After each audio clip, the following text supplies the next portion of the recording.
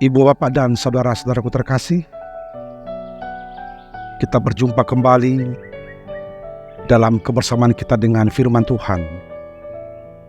Hari ini Kamis 19 Oktober 2023. Mari Bapak Ibu, kita persiapkan hati dan pikiran kita. Kita bersekutu dengan firman Tuhan. Kita mau dengar-dengaran dengan firman Tuhan. Mari Bapak Ibu kita bersatu di dalam doa. Damai sejahtera Allah yang melampaui segala akal dan pikiran manusia, itulah kiranya yang menguasai hati dan pikiranmu di dalam Yesus Kristus. Amin.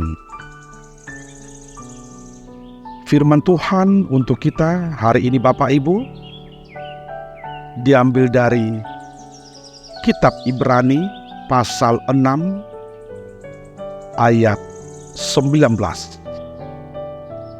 Namun ada baiknya Bapak Ibu saya akan bacakan ayat 19 dan ayat 20. Pengharapan itu adalah sauh yang kuat dan aman bagi jiwa kita yang telah dilabuhkan sampai ke belakang tabir, di mana Yesus telah masuk sebagai perintis bagi kita ketika ia menurut peraturan Melkisedek menjadi imam besar sampai selama-lamanya. Heber onom ayat 10 sia. Nasogon sao di toditadoi nahot jala natogu namanurusi sahat tubagasan di ribe-ribe. Demikian firman Tuhan. Sau yang kuat dan aman bagi jiwa kita. Bapak, Ibu, dan saudara-saudaraku terkasih dalam nama Yesus, seorang penulis bernama Irache menuliskan refleksinya terhadap perjalanan hidup gereja perdana, orang-orang Kristen yang hidup di abad yang pertama. Dia memberi judul bukunya Semakin Dibabat, Semakin Merambat. Dalam bukunya itu dia menggambarkan betapa dahsyatnya penderitaan, penganiayaan yang dialami oleh gereja, yang dialami oleh para pengikut Kristus pada waktu itu di paruh kedua abad yang pertama, dan terutama di penghujung abad yang pertama. Namun menariknya Bapak Ibu, realitas dan sejarah membuktikan bahwa ketika orang Kristen teraniaya, ketika gereja banyak menghadapi penghambatan, pada saat seperti itu juga gereja bertumbuh. Kesimpulan yang boleh kita ambil ialah gereja bertumbuh bukan dalam keadaan ketika semuanya tenang-tenang saja, tetapi ketika orang Kristen mengalami kegetiran, mengalami penderitaan. Mengapa demikian? Realitas juga membuktikan Bapak Ibu bahwa ketika orang Kristen menghadapi banyak penderitaan, rupa-rupanya situasi yang seperti itu melahirkan semangat yang senantiasa berkobar-kobar, pengharapan yang senantiasa baru. Justru faktor pembedanya di situ. Bedanya orang percaya dengan yang tidak percaya. Semua orang sama-sama pernah menghadapi pergumulan. Sama-sama pernah jatuh. Tetapi orang percaya memastikan setiap dia jatuh, dia bangkit kembali. Mengapa? Pengharapan. Pengharapan yang senantiasa berkobar-kobar. Memberikan kekuatan untuk bangkit. Memberikan kekuatan untuk beranjak kembali. Untuk melangkah ke depan. Menatap masa depan. Saudara-saudaraku, persoalan seperti itulah yang dihadapi di zaman penulisan kitab Ibrani ini. Orang Kristen sedang bertumbuh.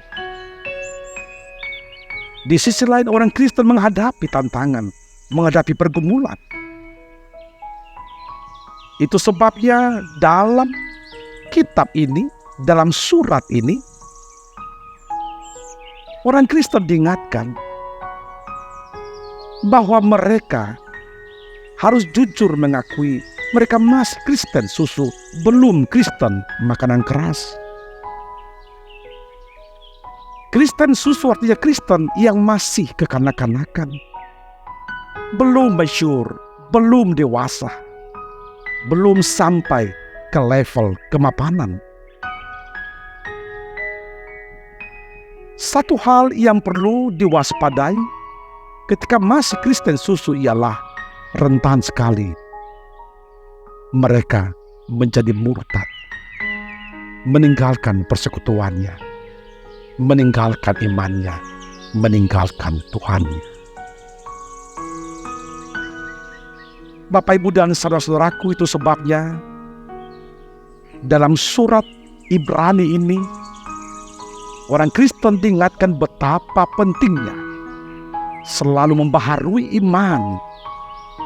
Iman yang melahirkan pengharapan. Pengharapan yang memberikan kekuatan dan semangat yang baru untuk menjadi pemenang hingga tidak murtad dan selalu teguh dalam pendirian menjadi Kristen, pengikut Kristus, berpegang teguh di dalam iman. Penegasan seperti itulah Bapak Ibu yang mau kita lihat dalam nas renungan kita hari ini. Dalam nas kita ditegaskan pengharapan itu adalah sauh yang kuat dan aman bagi jiwa. Sepenulis surat ini Bapak Ibu membayangkan hidup ini bagaikan sebuah pelayaran di tengah lautan kehidupan yang luas. Lalu kita bagaikan di dalam sebuah kapal. Kapal ini berlabuh. Agar kapal boleh berlabuh dengan baik, harus ada sauh yang kuat dan aman. Itu sebabnya kapal yang sedang berlabuh, walaupun diterpa ombak dan gelombang, tidak akan bergerak jauh dari tempatnya. Karena apa? Ada sauh yang kuat, sauh yang aman. Bapak Ibu, demikianlah digambarkan kehidupan orang percaya. Iman yang teguh melahirkan pengharapan yang senantiasa berkobar-kobar. Dan pengharapan seperti itu menjadi sauh yang kuat dan aman bagi jiwa kita. Walaupun ada banyak tantangan, banyak pergumulan, banyak kesulitan hidup, orang percaya tidak goyah. Orang percaya tidak murtad. Orang percaya tidak akan kalah. Tetapi tetap teguh dalam pendirian karena ada sauh yang kuat dan aman. Semakin tegas lagi dalam nas kita, Bapak Ibu, dikatakan di sana, sauh yang kuat dan aman itu telah dilabuhkan sampai ke belakang tabir. Istilah tabir di sana Bapak Ibu merujuk kepada keadaan di bait suci, di mana bait suci yang terbawa dari Israel Perjanjian Lama untuk mengantarai ruang kudus dengan ruang maha kudus, ada tabir sebagai perantaranya. Dalam tradisi Israel Perjanjian Lama, pemahaman umat Israel dan juga pemahaman orang Yahudi, ketika Yesus disalibkan, maka serta-merta tabir pembatas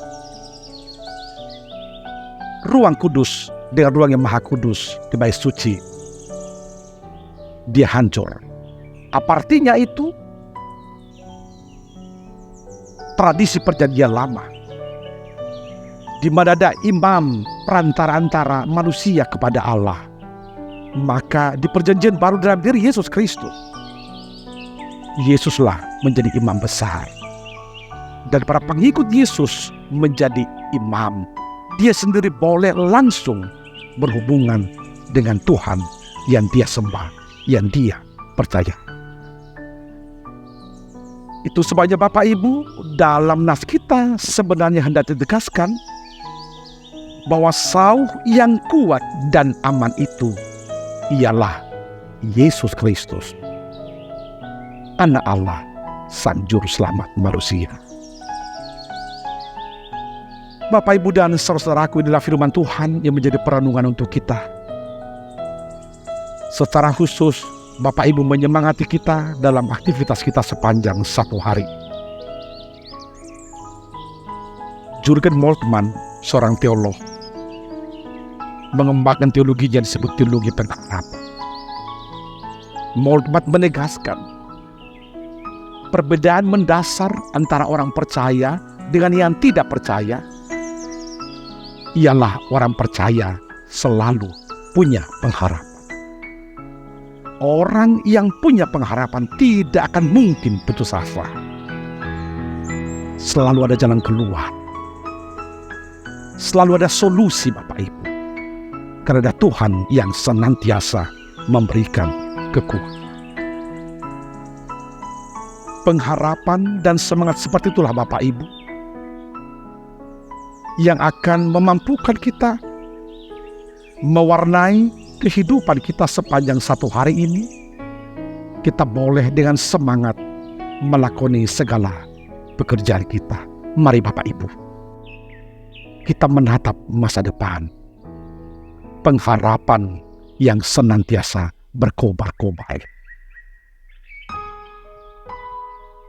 Sauh itu telah dilabuhkan dalam diri Yesus Kristus. Yesus yang menjadi Juru Selamat.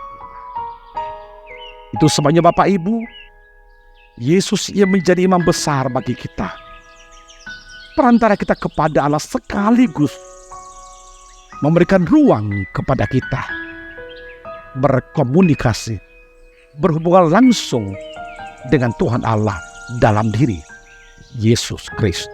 Mari Bapak Ibu, mari selalu siram pupuk pengharapan yang senantiasa bertumbuh di dalam diri kita.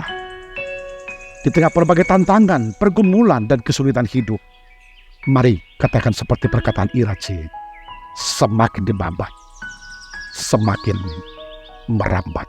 Tuhan memberkati. Amin. Kita berdoa.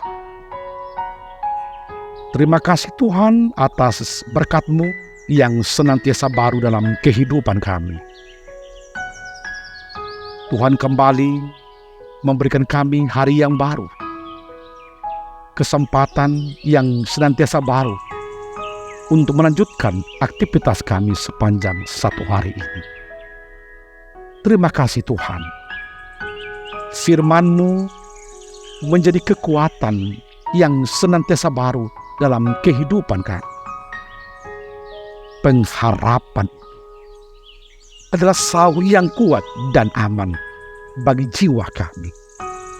Karenanya Tuhan, ingatkan kami untuk selalu menerima Engkau sebagai Tuhan dan Juru Selamat kami.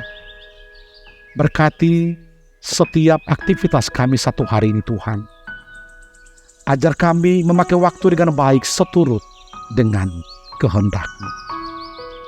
Berkati juga Tuhan seluruh jemaat-Mu, secara khusus yang sedang lemah, yang sedang menderita, yang sedang sakit. Biarlah Tuhan, mereka senantiasa memiliki pengharapan yang menjadi sauh yang kuat dan aman bagi jiwa mereka. Kami serahkan kehidupan kami hanya ke dalam tangan Tuhan. Dalam Yesus kami telah berdoa dan mengucap syukur. Amin.